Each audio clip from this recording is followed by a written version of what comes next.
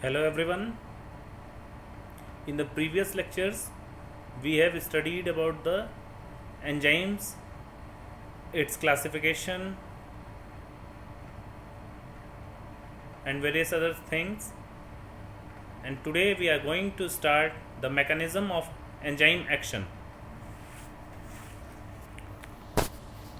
So now we are starting mechanism of enzyme action. The catalytic efficiency of enzymes is explained by two perspectives. By the two perspectives, the catalytic efficiency of the enzymes is being explained. First one is thermodynamic changes and second one is process at the site of the action. या तो the process at the active sites. Firstly, we will discuss thermodynamic changes. In this, we have to study about the thermodynamic changes in the mechanism of action of the enzymes. All chemical changes have energy barriers between reactants and products. As we know that in all the chemical reaction, there is an energy barrier between the reactants and the products. Next one, the difference in transitional state and substrate is called as activation barrier. तो जो transition state और substrate के बीच में जो difference रहता है उसे क्या कहते हैं? एक्टिवेशनल बैरियर कहते हैं. जैसा कि आप लोग अगर इसमें डायग्राम में देख सकते हैं तो देखेंगे एक तरफ फ्री एनर्जी है जिसे जी से डिनोट करते हैं, इधर क्या है नीचे प्रोग्रेस ऑफ रिएक्शन. ठीक है, आप देखेंगे रिएक्टेंट्स हमारा ऊपर की तरफ जा रहा है ट्रांजिशन स्टेट की तरफ. ठीक है, ट्रांजिशन स्टेट की तरफ जा रहा है और प्रोडक्ट बना रहा है. और ये वाला है जो रेड वाला या पिंक वाला लाइन है वो हमारा रिएक्टेंट्स ट्रांजिशन कैटेलाइज्ड, पहला वाला अनकैटेलाइज्ड की तरफ जा रहा था जो प्रोडक्ट बना रहा था और दूसरा वाला कैटेलाइज्ड की तरफ जा रहा है जो हमारा प्रोडक्ट बना रहा है. ठीक है, ये हमारा प्रोग्रेस ऑफ द रिएक्शन के प्रोग्रेस में कितना फ्री एनर्जी लग रहा है, यही है.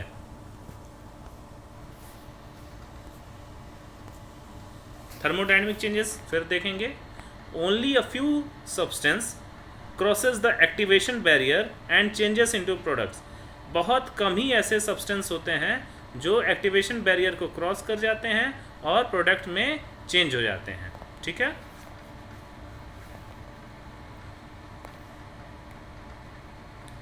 That is why the rate of uncatalysed reaction is much slow.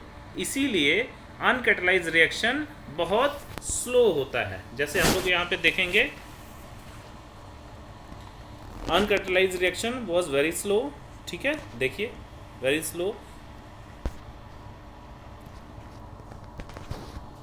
तीसरा है enzyme provide an alternate pathway for conversion of substrate into products. Enzymes क्या करता है? एक अल्टरनेट पाथवे जो हमारा टाइम लगता है किसी बायोकेमिकल रिएक्शन को एक फॉर्म से दूसरे, एक प्रोडक्ट से दूसरे प्रोडक्ट में चेंज होने में, वो हमारा एंजाइम क्या करता है? फटाफट किसी प्रोडक्ट, एक प्रोडक्ट को दूसरे प्रोडक्ट को में चेंज कर देता है. ठीक है, चौथा पॉइंट है enzymes accelerate reaction rates bye forming transitional state having low activation energy. हम लोग सबसे पहले शुरुआत में ही पढ़े थे एंजाइम्स के, जब शुरू में ही जब इसका हम लोग पढ़ रहे थे कि एंजाइम्स क्या होता है, उसमें हम लोग एक लाइन पढ़े थे कि enzymes accelerate reaction rate. Enzyme जो हमारा रिएक्शन रेट को एक्सेलरेट कर देता है, कैसे? ट्रांजिशनल स्टेट को फॉर्म करके, by forming transitional state and low activational energy को लो करके. ठीक है,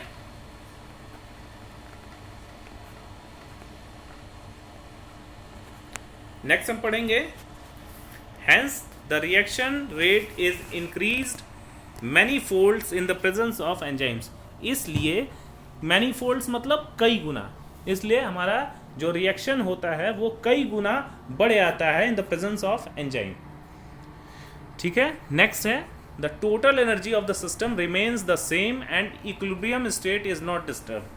एनर्जी सिस्टम हमारा कहीं नहीं डिस्टर्ब होता है और इसमें लिखा भी है the total energy of the system remains the same and equilibrium state is not disturbed. मतलब कि एंजाइम्स के फंक्शनिंग से, एंजाइम के प्रोसेस ऑफ कैटालिसिस से कहीं भी हमारा एनर्जी सिस्टम में डिस्टर्बेंस नहीं आता है, वो वैसा का वैसा रहता है, और हमारा कहीं भी और इक्विलिब्रियम स्टेट, बॉडी का इक्विलिब्रियम स्टेट भी नहीं डिस्टर्ब होता है।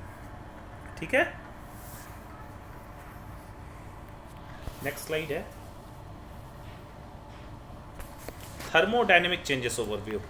अब देखो थर्मोडायनेमिक चेंजेस में क्या आता है, विदाउट एंजाइम लैक्टोज ऐसे पड़ा रहता है, फिर लैक्टोज से गैलेक्टोज, ये देखो ग्लूकोज और गैलेक्टोज में कन्वर्ट होता है। एक्टिवेशन एनर्जी विदाउट एंजाइम, फिर net energy release from splitting lactose. अब बी, पहला वाला है क्या, विद एंजाइम, पहला वाला है विदाउट एंजाइम और दूसरा वाला है विद एंजाइम। अब विद एंजाइम के हेल्प से देखिए, यहाँ पे देखिए पहले वाले डायग्राम में हम देखेंगे विदाउट एंजाइम में कितना ज़्यादा लग रहा है, ठीक है, एक्टिवेशन एनर्जी, और विद एंजाइम में देखिए कितना कम टाइम लग रहा है। हमारा बीच वाला जो एंजाइम है प्रॉपर वो काम कर रहा है और फटाफट ग्लूकोज और गैलेक्टोज में वो बन जा रहा है, कन्वर्ट हो जा रहा है। तो लिखा है एक्टिवेशन एनर्जी, ये बॉल है, विद एंजाइम, एंजाइम पीछे है, और फिर नेट एनर्जी रिलीज्ड, वो फटाफट देखो यहाँ पे वो है with enzyme net energy release. ठीक है, नेक्स्ट स्लाइड पे आते हैं। Process at the active site, क्या क्या प्रोसेसेस हैं। पहला catalysis by strain, catalysis by proximity, acid base catalysis और कोवेलेंट कैटालिसिस। ठीक है, ये हमारे प्रोसेसेस होते हैं किस पे, एक्टिव साइट पे। ठीक है, तो पहला है covalent catalysis, catalysis by strain, proximity catalysis, acid base catalysis. बात करते हैं कोवेलेंट कैटालिसिस का। Enzymes from covalent linkage with substrate forming transient enzyme substrate complex with very low activation energy। तो एंजाइम्स जो कोवेलेंट लिंकेज से बनते हैं वो क्या बनाते हैं, ट्रांजिएंट एंजाइम सबस्ट्रेट कॉम्प्लेक्स बनाते हैं और वेरी लो एक्टिवेशन एनर्जी उसमें कंज्यूम करते हैं। ठीक है, enzyme is release unaltered after completion of the reaction. Enzyme जो होता है रिलीज अनअल्टर्ड होते हैं, मतलब वो चेंजेस नहीं होंगे। ठीक है, इसमें अगर हम बात करेंगे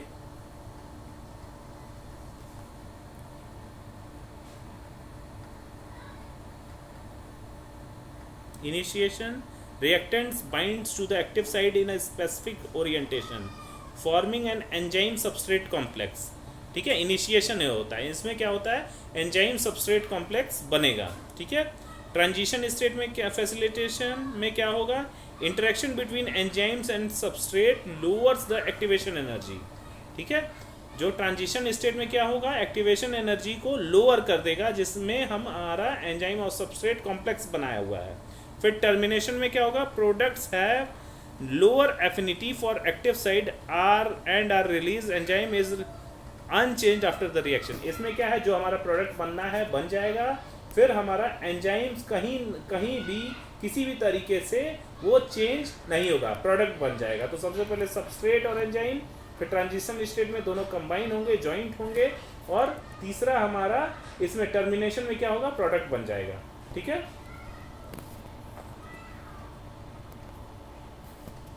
नेक्स्ट है हमारा acid base catalysis. Acid base catalysis में है कि mostly undertaken by oxidoreductase enzyme, mostly undertaken by oxidoreductase enzyme, मतलब ऑक्सीडेशन रिडक्शन इसमें एंजाइम होता है, ऑक्सीडेशन रिडक्शन होता है with the help of oxidoreductase enzyme के हेल्प से होता है एसिड बेस कैटालिसिस में। इसमें फिर नेक्स्ट पॉइंट देखेंगे, mostly at the active site histidine is present which act as both proton donor and proton acceptor। Active side पे क्या प्रेजेंट होता है, हिस्टिडीन प्रेजेंट होता है, जो दोनों का काम करता है, प्रोटॉन डोनर का भी काम करता है, प्रोटॉन एक्सेप्टर का भी काम करता है। अब कैटालिसिस बाय प्रॉक्सिमिटी में देखेंगे। In this catalysis molecules must come in bond forming distance, मतलब मॉलिक्यूल्स ऐसा बनना चाहिए जो बॉन्ड फॉर्मिंग रहे, ठीक है, मतलब इतनी दूरी पर रहे जितनी दूरी पर बॉन्ड फॉर्मेशन हो जाए, ठीक है। When enzymes bind a reason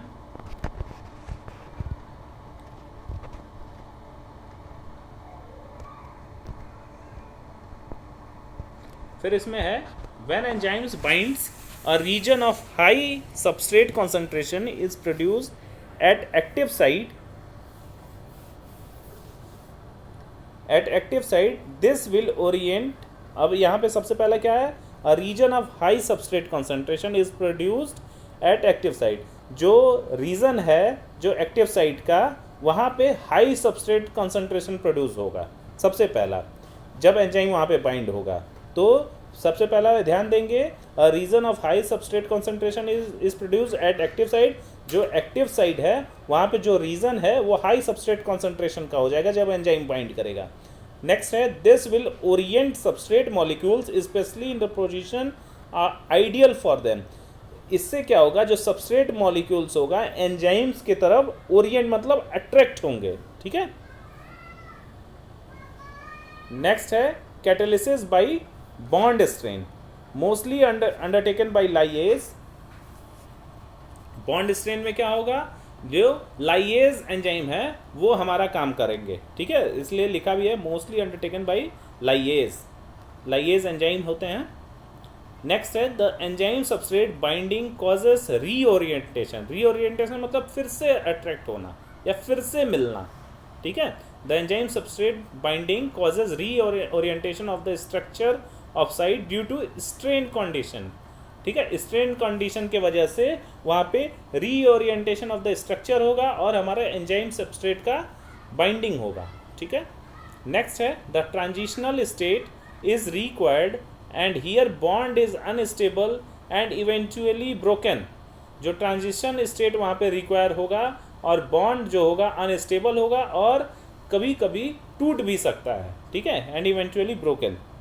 in this way bond between substrate is broken and converted into products. इसलिए जो एंजाइम और सबस्ट्रेट का कॉम्प्लेक्स है वहाँ पे बॉन्ड टूट जाता है और जो हमारा प्रोडक्ट है वो नया आ जाता है, ठीक है, अलग हो जाता है। नीचे डायग्राम में देख भी सकते हैं, substrate entering active site of enzyme.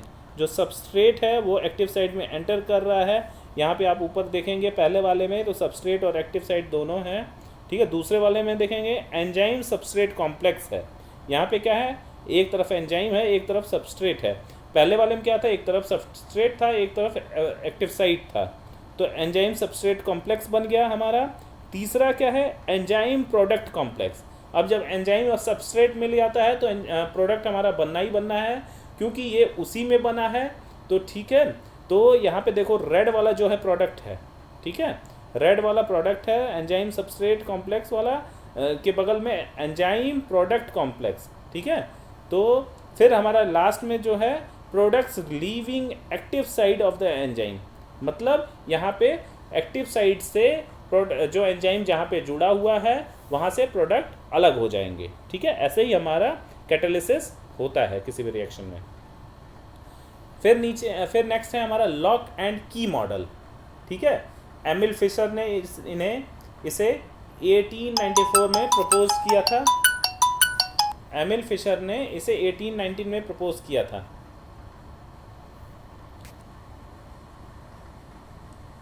Lock and key hypothesis assumes the active site of an enzyme and are rigid in its shape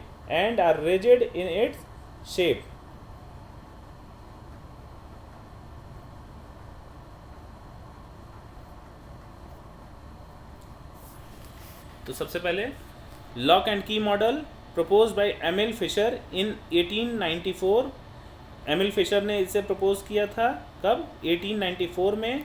और लॉक एंड नेक्स्ट है like lock and key hypothesis assumes that the active sites of an enzyme are rigid in its shape। Lock and key hypothesis ये कहता है, ये मानता है, ये सोचता है कि एक्टिव साइट जो एंजाइम्स का होता है वो हमेशा रिजिड इन इट्स शेप होता है, मतलब उसका शेप कहीं भी बदलता नहीं है। फिर है there is no change in the active side between there is no change in the active side before and after chemical reaction. कि लॉक एंड की मॉडल में जो हमारा कोई भी किसी तरीके का चेंज नहीं होता है किसमें, एक्टिव साइड में। ठीक है, एक्टिव साइड में कहीं भी कुछ भी चेंज नहीं होता है। ठीक है,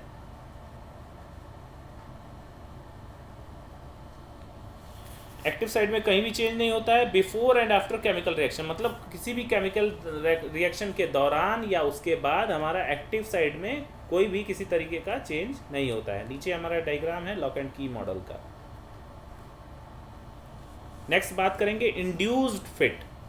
इंड्यूस्ड फिट में हम यही समझेंगे जैसे ये क्या कहते हैं, पहला वाला ताला और चाबी है, लॉक एंड की इसीलिए ताला और चाबी कहते हैं इसे, कि कोई भी अगर ये हमारा लॉक है तो उसी चाबी से, उसी लॉक के चाबी से वो लॉक खुलेगा।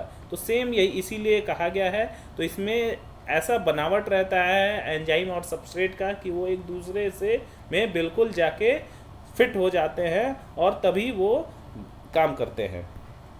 इंड्यूस्ड फिट में बात करेंगे, देखिए नीचे डायग्राम में हम देखेंगे, अगर हमारा एक सबस्ट्रेट है और दूसरा एंजाइम है तो वो बिल्कुल एक दूसरे के बिल्कुल ऐसा रहेगा बनावट कि दोनों एक दूसरे में आसानी से फिटअप हो जाएं, बाइंड हो जाएं।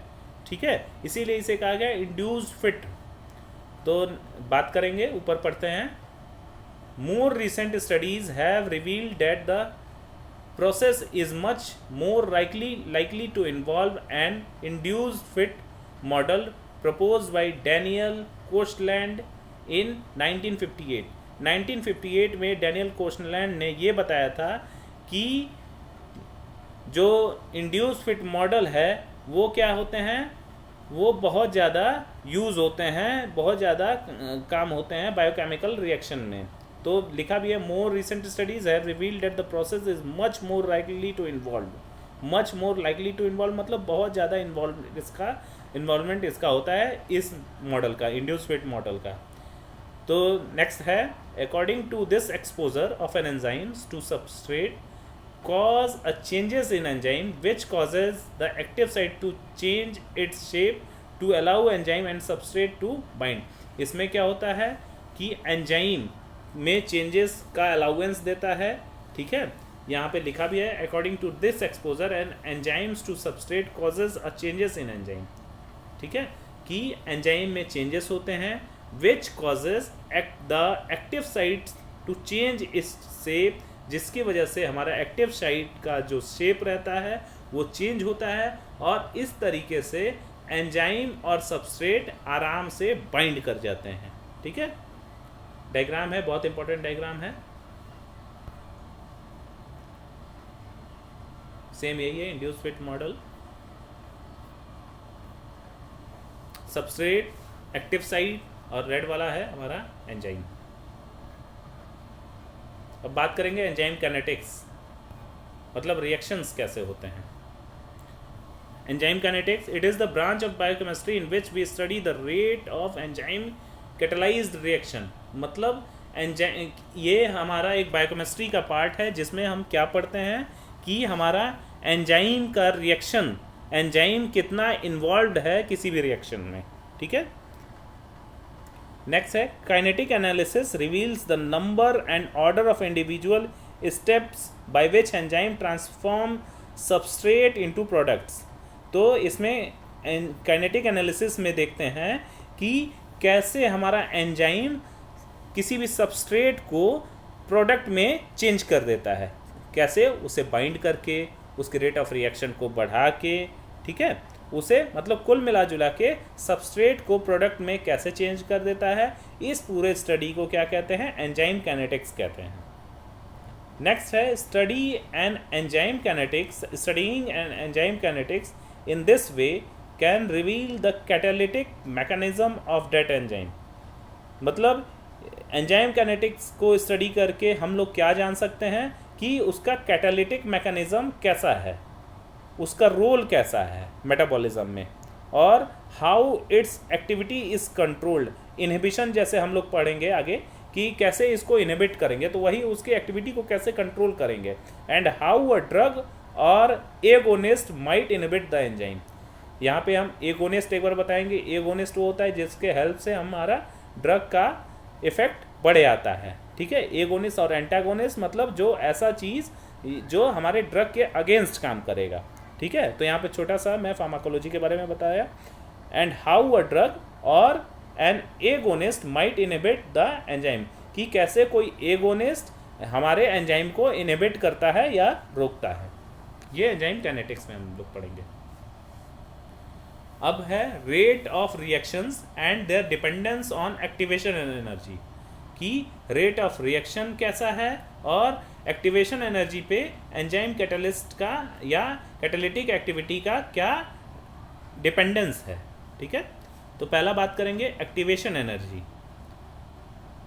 इसमें है the least amount of energy needed for chemical reaction to take place. Activation energy यही होता है कि सबसे कम अमाउंट ऑफ एनर्जी जो ज़रूरत होता है किसी भी केमिकल रिएक्शन के लिए कि वो घटित हो।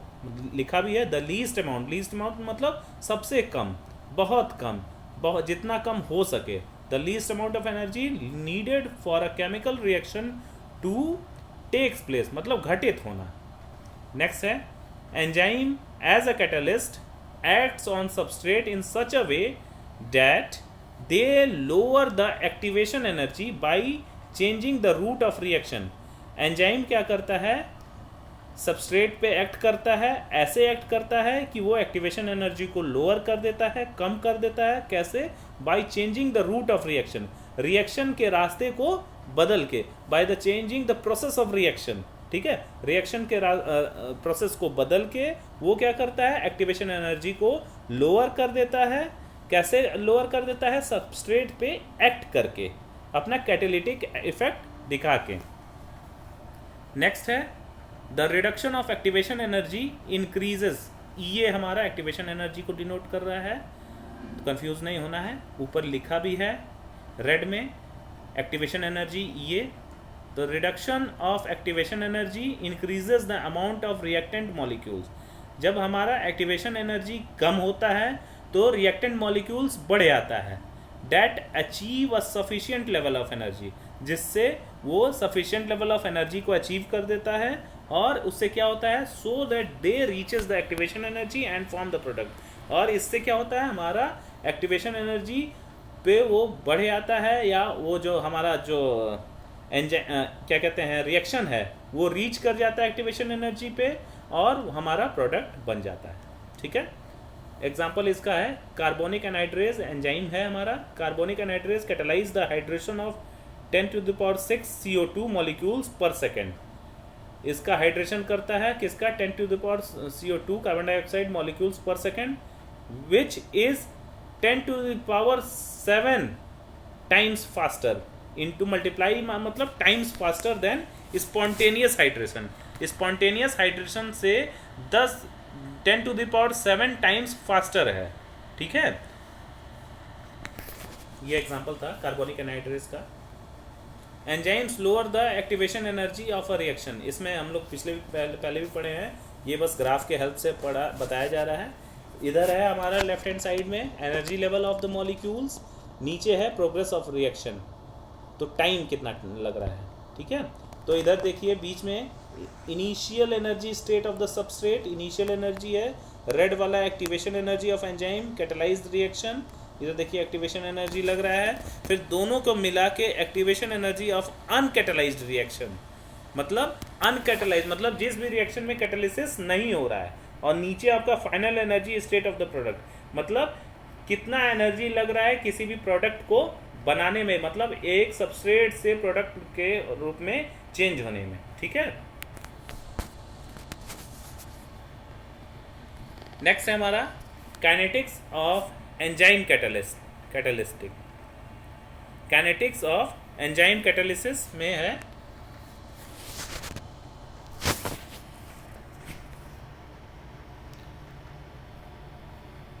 तो एंजाइम कैटालिसिस में है, देखेंगे it is an increase in the rate of reaction with the help of enzyme.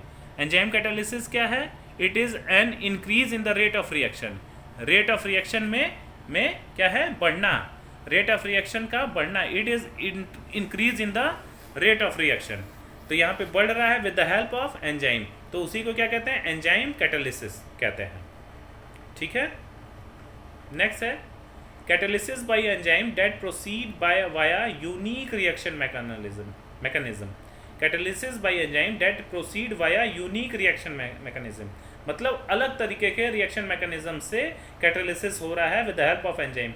Typically occurs when the transition state intermediate forms a covalent bond. जब ट्रांजिशन स्टेट इंटरमीडिएट क्या करता है, कोवैलेंट बॉन्ड बनाता है, किससे, एंजाइम से। ठीक है, और ऐसे कैटालिसिस को क्या कहते हैं, कोवैलेंट कैटालिसिस कहते हैं। ठीक है, एक बार फिर से रिपीट मैं कर दे रहा हूँ। इसमें क्या होता है कि एंजाइम का कैटालिसिस, एंजाइम्स के हेल्प से कैटालिसिस होता है by the unique reaction mechanism. इसमें क्या होता है, ट्रांजिशन स्टेट क्या करता है, इंटरमीडिएट फॉर्म्स बनाता है, जिसमें इंटरमीडिएट कोवैलेंट बॉन्ड बनाता है with the help of the enzyme, और उस कैटालिसिस को क्या कहेंगे, कोवैलेंट कैटालिसिस कहेंगे। नेक्स्ट है during the process of catalysis enzyme always emerged unchanged at the completion of the reaction. During the process of catalysis enzyme always emerge मतलब वहाँ पे रहता है, और कैसा रहता है, ऐसा नहीं किसी भी रिएक्शन में वो चेंज हो जाएगा। कभी भी एंजाइम रिएक्शन में चेंज नहीं होता है, अपने स्पेसिफिसिटी को नहीं वो चेंज करेगा। ठीक है, और रिएक्शन हमारा कंप्लीट हो जाएगा लास्ट में। ठीक है, मतलब वो हमारा एंजाइम के एक्टिविटी में कोई भी किसी भी तरीके का चेंज नहीं आएगा। नेक्स्ट हम स्टडी करेंगे factor affecting rate of enzyme catalysed reaction. इसमें हम लोग पढ़ेंगे temperature, pH, substrate concentration. PH में हाइड्रोजन आयन कंसंट्रेशन, जैसा हम लोग जानते हैं pH is negative logarithm of hydrogen ion concentration. ठीक है, तो कंफ्यूज होने की जरूरत नहीं है। तो टेम्परेचर, पीएच, सबस्ट्रेट कॉन्सेंट्रेशन। तो बात करेंगे इफेक्ट ऑफ टेम्परेचर का। यहाँ पे क्या है, हम लोग पढ़ेंगे कि एक सर्टेन टेम्परेचर पे हमारा एंजाइम काम करता है, उससे ज़्यादा या कम रहता है तो वो काम करना बंद कर देता है। ठीक है, जिस टेम्परेचर पे काम करता है उसे क्या कहेंगे, ऑप्टिमम टेम्परेचर कहेंगे। ठीक है, तो पहले पढ़ते हैं इसमें, फिर समझते आते हैं स्टेप बाय स्टेप। लिखा है raising the temperature increases the rate of enzyme catalysed reaction by increasing kinetic energy of reacting molecules up to the level. क्या होता क्या है कि temperature up to the level अगर बढ़ाते हैं कि जितना वो रहता है कि हाँ इतना तक हम टेम्परेचर बढ़ा या घटा सकते हैं, तो उसमें क्या करते हैं, टेम्परेचर बढ़ाते हैं फिर एक सर्टेन टेम्परेचर तक वहाँ पे क्या होता है कि एक्टिवेशन एनर्जी बढ़ती है। मतलब यहाँ पे एंजाइम्स का इंटरफेरेंस या कह सकते हैं रेट ऑफ कैटालिटिक एक्शन बढ़ जाता है, लेकिन एक सर्टेन टेम्परेचर के बाद जब उसे बढ़ाते हैं तो वो वहाँ पे कैटालिटिक एक्टिविटी घटने लगता है या कम होने लगता है, या कह सकते हैं स्टॉप भी हो जाता है। ठीक है, दूसरा पॉइंट है enzymes work maximum over a particular temperature known as optimum temperature. मतलब कि एक ऐसा एंजाइम्स जो होते हैं एक सर्टेन टेम्परेचर या तो सर्टेन टेम्परेचर रेंज में वो बहुत अच्छे तरीके से काम करते हैं। जैसे नीचे एग्जांपल दिया 35 टू 45 डिग्री में जो वो काम करेगा, तो वो 35 से 45 डिग्री वो टेम्परेचर क्या है, ऑप्टिमम टेम्परेचर है। मतलब 35 से कम टेम्परेचर होगा तो भी हमारा एंजाइम प्रॉपर तरीके से काम नहीं करेगा, और 45 से ज़्यादा होगा तभी प्रॉपर तरीके से काम नहीं करेगा। तो देखो नीचे लिखा भी है enzymes for human generally exhibit stability temperature up to 35 to 45 degree. ठीक है, तो मतलब 35 से 45 डिग्री टेम्परेचर तक वो हमारे ह्यूमंस के लिए प्रॉपरली वो एंजाइम्स काम करेगा। ठीक है, नेक्स्ट है the temperature coefficient of is a factor Q10 जिसे कहते हैं टेम्परेचर कोफिशिएंट फैक्टर को, by which rate of biological process increases for 10 degree temperature, 10 degree centigrade temperature increases in the temperature. तो मतलब कहने का मतलब 10 डिग्री अगर रेज हो जा रहा है तो कोई बहुत ज़्यादा डिफरेंस नहीं है। For most biological processes Q10 is equal to 2, मतलब बहुत ज़्यादा वेरिएशन नहीं। कहाँ तक हमारा टेम्परेचर कोफिशिएंट फैक्टर है, मतलब बायोलॉजिकल प्रोसेस मतलब 2 डिग्री कम ज़्यादा रहता है तो फिर वो चल जाता है। नेक्स्ट है, however sometimes heat energy can also increase kinetic energy to a point that exceed the energy barrier which results in denaturation of the enzyme। ज़्यादातर होता क्या है कि जब बहुत ज़्यादा हीट एनर्जी हम प्रोवाइड करेंगे, बहुत ज़्यादा हीट प्रोवाइड करेंगे, बहुत ज़्यादा टेम्परेचर प्रोवाइड करेंगे, तो हमारे एंजाइम्स जो उसमें काम कर रहे हैं उसका डीनेचुरेशन हो जाएगा, जिसमें हमारा वो एंजाइम्स प्रॉपर तरीके से काम नहीं करेंगे।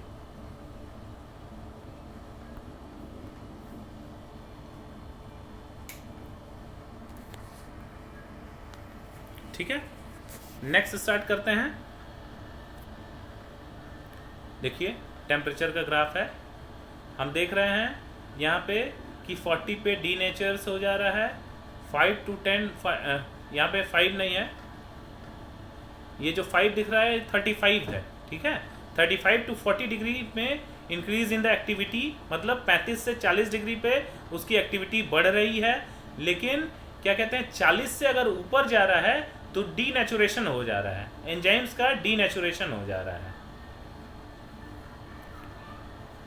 अब पीएच का देखेंगे, जैसा कि पीएच हम लोग जानते हैं कि it is the negative logarithm of hydrogen ion concentration. तो इसमें बात करेंगे कि कितने पीएच पे हमारा एंजाइमेटिक एक्शन या एंजाइम्स का कैटालिटिक एक्शन वो प्रॉपर तरीके से होगा, और कितने से कम या ज़्यादा होगा तो हमारा प्रॉपर एंजाइम्स का डीनेचुरेशन या एंजाइम्स का एक्शन प्रॉपर नहीं होगा। ठीक है, बात करते हैं सबसे पहला नंबर 1,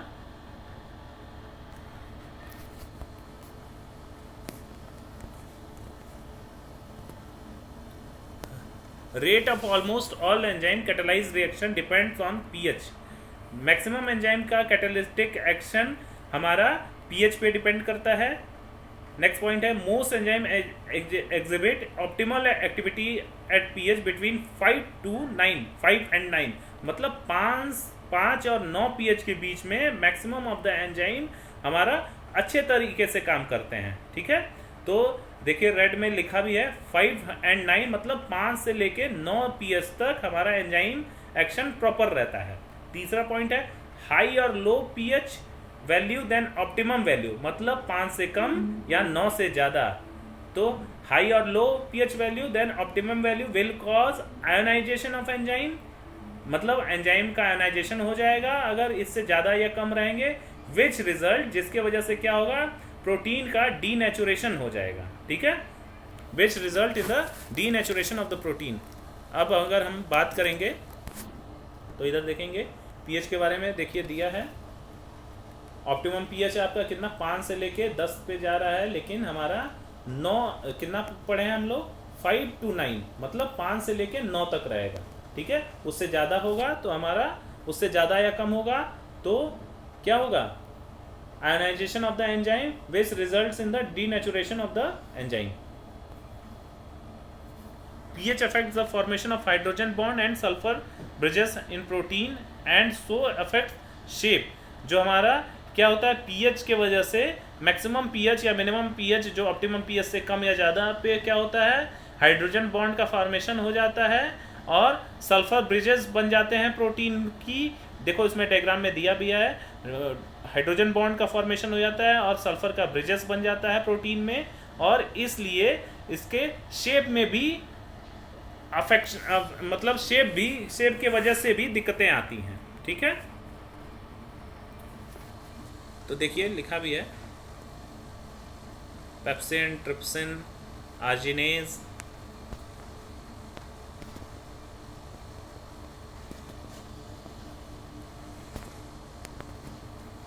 नेक्स्ट है Michaelis Menten model and effect of substrate concentration. Michaelis Menten model and effect of substrate concentration में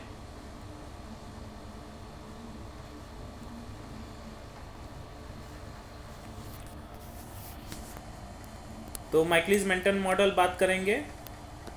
देखो ई है, एस है। अब ई और एस क्या है? ई है हमारा एंजाइम, एस क्या है? सबस्ट्रेट। ठीक है,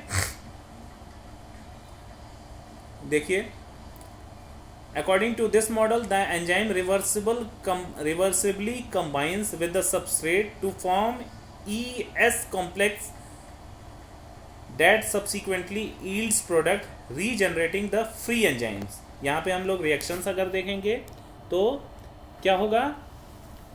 E प्लस एस मतलब एंजाइम और सबस्ट्रेट रिवर्सिबल रिएक्शन के हेल्प से हमारा एंजाइम सबस्ट्रेट कॉम्प्लेक्स बना रहे हैं, और क्या हो रहा है? प्रोडक्ट और एंजाइम्स हमारा अलग अलग हो जा रहे हैं। फिर से रिपीट करेंगे रिएक्शन को।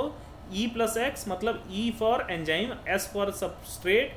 ये रिवर्सिबल रिएक्शन का साइन है। K1 और K1 और K2 है जो है हमारा क्या है? रेट कॉन्स्टेंट्स हैं। K1 K2 K1 वो ये सारे रेट कांस्टेंट हैं।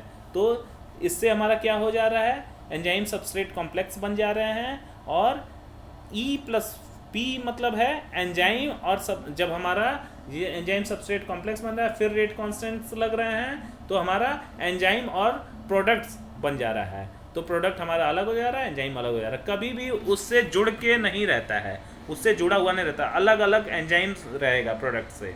ठीक है, नीचे है where S is the substrate, E is the enzyme, ES is the enzyme substrate complex, P is the product, K1 and K2 are rate constants।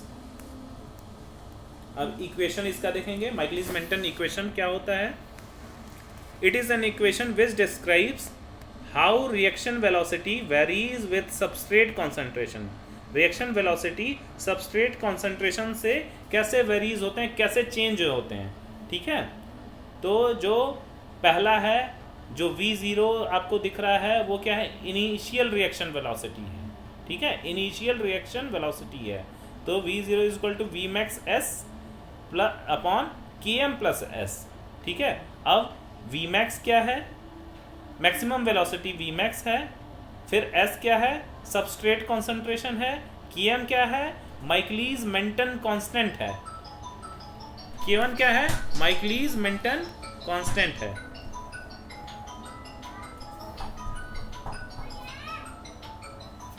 ठीक है, बात करेंगे माइकलिस मेंटन कांस्टेंट।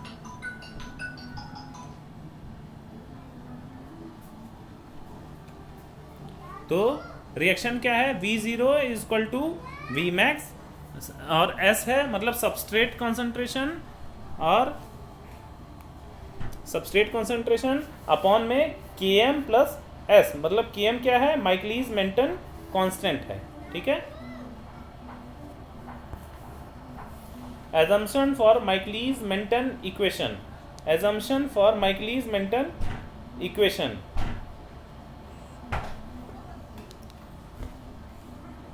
फिर क्या है? Following assumption are made in deriving the Michaelis Menten equation। कुछ assumption लगाए गए हैं। सबसे पहला क्या है? Relative concentration of E and S। Relative concentration of E and S मतलब कि एक दूसरे से कितना रिलेटिव है। ठीक है, सेकेंड वन है steady state assumption. Steady state assumption. तीसरा है इनिशियल वेलोसिटी, इनिशियल वेलोसिटी। फिर क्या है? Substrate concentration. हम लोग पहला पढ़े थे क्या? पीएच, दूसरा पढ़े थे टेम्परेचर, तीसरा सबस्ट्रेट कॉन्सेंट्रेशन। ठीक है, तो पहला है सबस्ट्रेट कॉन्सेंट्रेशन में देखेंगे पहला वाला डायग्राम, नीचे एंजाइम कॉन्सेंट्रेशन, इधर लेफ्ट वन है रिएक्शन रेट। तो एंजाइम कंसंट्रेशन बढ़ रहा है, रिएक्शन रेट बढ़ रहा है, एंजाइम कंसंट्रेशन जैसे जैसे बढ़ रहा है। ठीक है, और रिएक्शन रेट एक सर्टेन नेक्स्ट वाले डायग्राम में देखेंगे रिएक्शन रेट जो है क्या कहते हैं, एक सर्टेन टेम्परेचर पे जाके सीधे नॉर्मल हो जा रहा है सब एक सर्टेन कांस्टेंट एंजाइम कंसंट्रेशन पे। ठीक है, तो तो एक्सेस सबस्ट्रेट रहेगा तो हमारा रेट ऑफ रिएक्शन बढ़ता जाएगा, और एक कांस्टेंट एंजाइम कॉन्सेंट्रेशन रहेगा तो एक जाके ये एक सर्टेन लेवल पे जाके वो हाई होगा, फिर जाके वो बिल्कुल स्लो हो जाएगा या उसी पे कांस्टेंट हो जाएगा। ठीक है, तो दूसरा वाला वही उसी पे कांस्टेंट हो जा रहा है। दूसरा वाला डायग्राम ये है, और पहला वाला डायग्राम जो है एंजाइम कॉन्सेंट्रेशन जब हमारा ज़्यादा है, सबस्ट्रेट कॉन्सेंट्रेशन ज़्यादा है तो क्या कहते हैं, रेट ऑफ रिएक्शन ज़्यादा है। नेक्स्ट बात करते हैं सबस्ट्रेट कॉन्सेंट्रेशन, ये भी है। देखो इसमें माइकलिस मेंटन कांस्टेंट जो है हम लोग पीछे पढ़े थे उसी के बारे में दिया है। तो देखिए इधर वी मैक्स जो ऊपर है, हाफ वी मैक्स बीच में है, के एम आपका माइकलिस मेंटन कांस्टेंट है वो नीचे की तरफ शो कर रहा है। ठीक है, और इधर इनिशियल रिएक्शन रेट जो वी जिसे कह रहे हैं इनिशियल रिएक्शन रेट है और इधर नीचे सबस्ट्रेट कॉन्सेंट्रेशन है। तो आप देखेंगे एक सर्टेन लेवल पे हमारा जाके ऊपर हो रहा है, फिर जाके बिल्कुल स्लो हो जा रहा है कांस्टेंट के तरफ। ठीक है, जिसे वी मैक्स कह रहे हैं।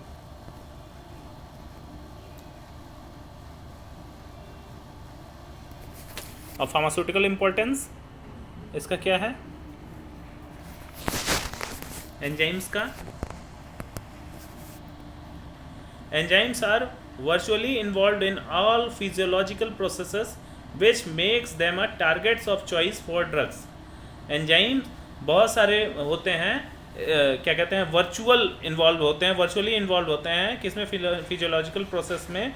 ये होता क्या है, किसी भी ड्रग के एक्शन को बढ़ा देता है। मतलब कैसे बढ़ा देता है, उसकी कैटालिटिक एक्टिविटी को बढ़ा के। ठीक है, उसमें कैटालिटिक एक्टिविटी में इन्वॉल्व होके और उसे बढ़ा के। दूसरा है applied enzyme kinetics represent the principal tool. Principal tool represent करता है applied enzyme kinetics by which scientist identify and characterise therapeutic agents, जिससे साइंटिस्ट क्या कहते हैं, किसी भी थेरेप्यूटिक एजेंट को आइडेंटिफाई करते हैं, जानते हैं, पहचानते हैं और उससे कैरेक्टराइज करते हैं कि इस ड्रग के इस पार्ट को हम यूज़ कर सकते हैं। ठीक है, लिखा भी है that selectively inhibits the rate of specific enzyme catalysed process. और कभी कभी ऐसा भी होता है किसी भी ड्रग का इफेक्ट बहुत ज़्यादा है तो वेरियस एंजाइम्स के हेल्प से हम उस ड्रग के एक्शन को इनहिबिट करते हैं, रोकते हैं, स्टॉप करते हैं। तीसरा है enzymes kinetics does play a critical role in drug discovery as well as elaborating the mode of action of the drug. कई सारे ड्रग डिस्कवरी में भी ये एंजाइम काइनेटिक्स का रोल है, मैक्सिमम रोल है, और जो मोड ऑफ एक्शन होता है किसका, ड्रग का, उसे भी इलेबोरेट करने के लिए। ठीक है,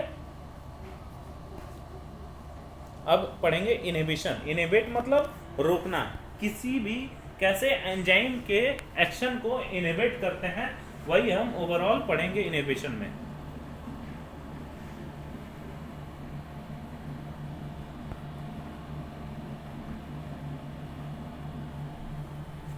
तो इनहिबिशन में पढ़ेंगे the prevention of an enzyme process as a result of interaction of inhibitor with the enzyme. मतलब कि एंजाइम प्रोसेस को प्रिवेंट करना, रोकना। ठीक है, कैसे, interaction of inhibitor with the enzyme, कैसे जो इनहिबिटर्स होते हैं एंजाइम्स से इंटरेक्ट करके, उससे जुड़ के इनहिबिट उसके एक्शन को रोकते हैं, वही है इनहिबिशन ऑफ द एंजाइम। अब इनहिबिटर्स कौन कौन से हैं, इनहिबिटर्स को क्या कहते हैं, any substance date can diminish, diminish मतलब गायब कर देना, any substance date can diminish the velocity of an enzyme catalysed reaction is called inhibitors. मतलब ऐसा चीज़ जो एंजाइम कैटालाइज्ड रिएक्शन को वहीं पे रोक दे, गायब कर दे, वही क्या है, इनहिबिटर्स है। इस लाइन का यही मतलब है, एनी सब्सटेंस मतलब ऐसा चीज़ डेट कैन डिमिनिश जो कि गायब कर देता है किसकी, वेलोसिटी को, मतलब रेट ऑफ रिएक्शंस को, किसको, of an enzyme catalysed reaction, जिस ऐसा रिएक्शन जो एंजाइम कैटालाइज्ड है उसे क्या कहेंगे, इनहिबिटर कहेंगे। ठीक है, डायग्राम में देख भी सकते हैं, इधर सबस्ट्रेट है, इधर इनहिबिटर है, तीसरा वाला डायग्राम एंजाइम्स है। तो क्या कर रहा है, सबस्ट्रेट और इनहिबिटर आके किसमें, सबस्ट्रेट को हटा के इनहिबिटर उसमें जाके लग जा रहा है या फिट हो जा रहा है, जिससे हमारा इनहिबिट हो जा रहा है, क्या कर रहा है, एक्टिव साइट को ब्लॉक कर दे रहा है, जिससे हमारा एंजाइम्स का एक्शन स्लो हो जा रहा है या स्टॉप हो जा रहा है। अब टाइप्स ऑफ इनहिबिशन, रिवर्सिबल होता है, इरिवर्सिबल होता है, ठीक है। रिवर्सिबल का competitive, uncompetitive, mixed, non competitive. Reversible का, रिवर्सिबल की बात करें, रिवर्सिबल इनहिबिशन क्या होता है? It is a inhibition of enzyme activity in which the inhibiting molecular entity can associate the and dissociate from protein binding site। मतलब जिसमें protein binding site है उसमें क्या करता है, एंजाइम एक्टिविटी को बिल्कुल रोक देता है, ठीक है। कैसे रोक देता है? या तो प्रोटीन बाइंडिंग साइट के साथ एसोसिएट होके या तो डिसएसोसिएट होके, मतलब या तो उससे जुड़ के या तो उससे बाहर निकल के। दो तरीके का ये होता है कॉम्पिटिटिव इनहिबिशन, सॉरी 4 तरीके के, competitive inhibition, uncompetitive inhibition, mixed inhibition, non competitive inhibition. अब इसको आगे पढ़ेंगे क्या चीज़ होता है। Competitive inhibition, in this type of inhibition the inhibitors compete with the substrate for the active site। किससे कॉम्पिटिट करता है? इसमें इनहिबिटर कम्पीट करता है किससे? सबस्ट्रेट से एक्टिव साइट के लिए, मतलब वो सबस्ट्रेट को जुड़ने ही नहीं देगा एक्टिव साइट से। तो formation of ES complex, ES मतलब enzyme substrate complex, is reduced while a new EI, EI मतलब एंजाइम इनहिबिटर कॉम्प्लेक्स। जब एंजाइम इनहिबिटर कॉम्प्लेक्स बनने लगता है तो एंजाइम सबस्ट्रेट कॉम्प्लेक्स बनना कम हो जाता है या बिल्कुल बन नहीं पाता है और इस तरीके से इनहिबिशन हो जाता है, ठीक है। हम लोग डायग्राम में देखेंगे, देखिए सबस्ट्रेट है, नीचे एंजाइम है और इधर क्या है, इनहिबिटर है। ब्लू वाला कॉम्पिटिटिव इनहिबिटर है, तो ये क्या कर रहा है, ब्लू वाला सबस्ट्रेट को जुड़ने नहीं दे रहा है एंजाइम से। जब सबस्ट्रेट एंजाइम से नहीं जुड़ पाएगा तो रेट ऑफ रिएक्शन वैसे ही रिड्यूस्ड हो जाएगा या तो वैसे ही स्टॉप हो जाएगा। जब स्टॉप हो जाएगा इस तरीके से वो हमारा कंपटीशन करता है, किससे? सबस्ट्रेट से वो इनहिबिटर कंपटीशन करता है और इसलिए इसे क्या कहते हैं, कॉम्पिटिटिव इनहिबिटर कहते हैं। और इस तरीके से एंजाइम सबस्ट्रेट कॉम्प्लेक्स बन नहीं पाएगा। तो जब एंजाइम सबस्ट्रेट कॉम्प्लेक्स बन नहीं पाएगा तो हमारा फर्दर रिएक्शन वो आगे बढ़ नहीं पाएगा या रेट ऑफ रिएक्शन रिड्यूस हो जाएगा। Example of competitive inhibition, statin drugs as example of competitive inhibition. Statin drug जो हम काम करते हैं, यूज़ करते हैं, it is a example of competitive inhibition. इसके बारे में थोड़ा सा बताया गया है। Statin drugs such as Lipitor compete with HMG CoA, HMG CoA substrate है, वो क्या करता है, कॉम्पिटिट करता है लिपिटोर ड्रग और inhibit the active site of HMG COA reductase. HMG COA reductase को इनहिबिट कर देता है, काम करने से रोक देता है और एचएमजी सीओए से जुड़ने ही नहीं देगा। फिर क्या होता है, तो कोलेस्ट्रॉल सिंथेसिस हमारा नहीं होने देगा, ठीक है। That bring about the catalysis of cholesterol synthesis, मतलब एचएमजी कोए रिडक्टेज जो होता है कोलेस्ट्रॉल सिंथेसिस के लिए वो रिस्पॉन्सिबल होता है और लिपिटोर एचएमजी सीओए कोए रिडक्टेज को रोक देता है, ठीक है। अनकॉम्पिटिटिव इनहिबिशन, अनकॉम्पिटिटिव इनहिबिशन में पढ़ेंगे, in this type of inhibition inhibitor does not compete with the substrate for active site of enzyme, instead it binds to another site known as allosteric site. अब इसमें क्या होता है, जैसे पिछले वाले में क्या था, एंजाइम या तो सबस्ट्रेट से वो कॉम्पिटिट करता था, सॉरी सबस्ट्रेट से कॉम्पिटिट करता था। इसमें क्या है, किसी से कॉम्पिटिट नहीं करेगा, ये सीधे क्या करेगा, it binds to the another site known as allosteric site. Allosteric site पे ये जाके बाइंड कर जाएगा। इसमें हम देखेंगे ये एंजाइम सबस्ट्रेट कॉम्प्लेक्स है पहला वाला डायग्राम, और नीचे जो है एलोस्टेरिक साइट है, नीचे जो है एलोस्टेरिक साइट है उस पे जाके ये इनहिबिटर्स बाइंड कर जाएगा और हमारा एंजाइम और सबस्ट्रेट अलग अलग हो जाएगा। क्या करेगा, एंजाइम को सबस्ट्रेट से अलग कर देगा और इस तरीके से फर्दर कैटालिटिक एक्टिविटी नहीं हो पाएगी। तो डायग्राम आप देखेंगे तो ज़्यादा समझ में आएगा। डायग्राम में है कि एंजाइम सबस्ट्रेट है और एंजाइम सबस्ट्रेट का कॉम्प्लेक्स है। नीचे जाके है एंजाइम में, नीचे देखेंगे एलोस्टेरिक साइट है। हमारा इनहिबिटर जाके, अनकॉम्पिटिटिव इनहिबिटर जाके एलोस्टेरिक साइट पे बाइंड कर जाता है। एलोस्टेरिक साइट पे बाइंड करते ही एंजाइम से सबस्ट्रेट अलग हो जाता है। जब एंजाइम से सबस्ट्रेट अलग हो जाएगा तो हमारा कैटालिटिक एक्टिविटी उसका एंजाइम का शो नहीं करेगा और सबस्ट्रेट अकेला पड़ जाएगा, जिससे हमारा वो कैटालिटिक रिएक्शन शो नहीं होगा। अब एग्जांपल क्या है अनकॉम्पिटिटिव इनहिबिशन का? Drugs to treat cases of poisoning by methanol और ethylene glycol act as competitive inhibitors. Ethylene glycol और मिथेनॉल क्या करता है?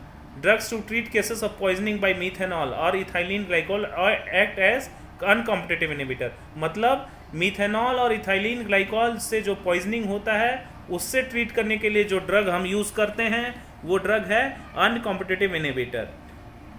देखिए नेक्स्ट है tetramethylene sulfa oxide and three butyl thiolene 1 oxide are uncompetitive inhibitor for liver alcohol dehydrogenase. Liver alcohol dehydrogenase के लिए ये हम यूज करते हैं। ठीक है, ये drug tetramethylene sulfa dioxide and alcohol dehydrogenase.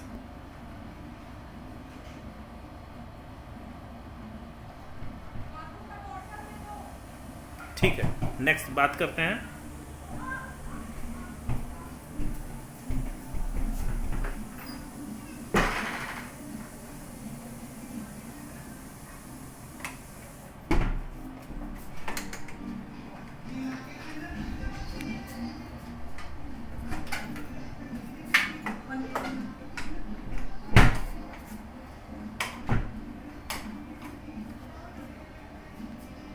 Next बात करेंगे मिक्स्ड इनहिबिशन को।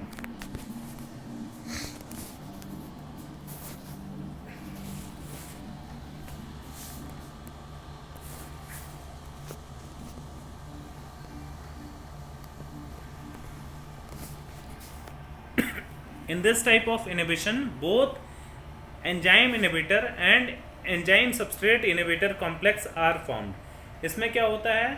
एंजाइम इनहिबिटर और enzyme substrate inhibition complex form होता है।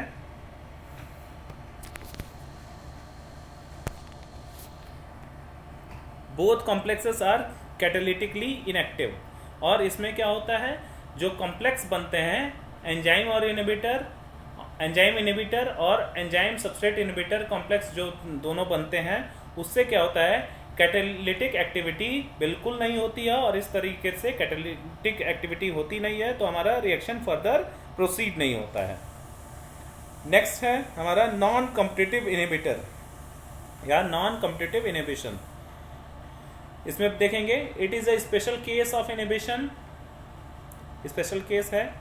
नेक्स्ट है in this inhibitor has same affinity, affinity मतलब पावर, काम करने का क्षमता, फॉर आइदर एंजाइम्स और ईएस कॉम्प्लेक्स। मतलब इसमें इस तरीके के इनहिबिटर में, नॉन कॉम्पिटिटिव इनहिबिटर में एक ऐसा एफिनिटी रहता है, या तो वो एंजाइम से जुड़ के या तो एंजाइम सबस्ट्रेट कॉम्प्लेक्स से जुड़ के वो उसे इनहिबिट कर देते हैं, उसके कैटालिटिक एक्टिविटी को इनहिबिट कर देते हैं। नेक्स्ट है इररिवर्सिबल इनहिबिशन। इसमें है this type of inhibition involves the covalent attachment of the inhibitor to the enzyme. इसमें क्या होता है? जो एंजाइम्स है उससे इनहिबिटर कोवैलेंट अटैचमेंट बनाता है, जिससे हमारा इनहिबिशन हो जाता है या एंजाइमेटिक एक्टिविटी वो वहीं पे रुक जाते हैं या रिड्यूस हो जाते हैं। नेक्स्ट है the catalytic activity of enzyme is completely lost. इससे जो कैटालिटिक एक्टिविटी एंजाइम का होता है वो बिल्कुल बंद हो जाता है। थर्ड वन है it can only be restored only by synthesising molecules. ये इसको तभी रीस्टोर करते हैं जब मॉलिक्यूल्स को फिर से बनाया जाए।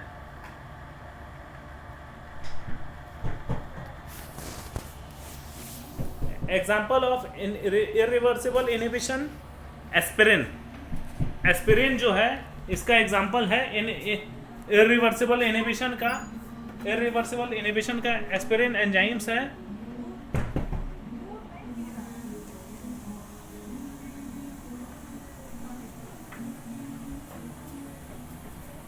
aspirin, which targets and covalently modifies the key enzyme involved in inflammation and irreversible inhibitor. दूसरा है suicide inhibition. It is an unusual type of irreversible inhibition where the enzyme converts the inhibitor into the reactive form in its active site.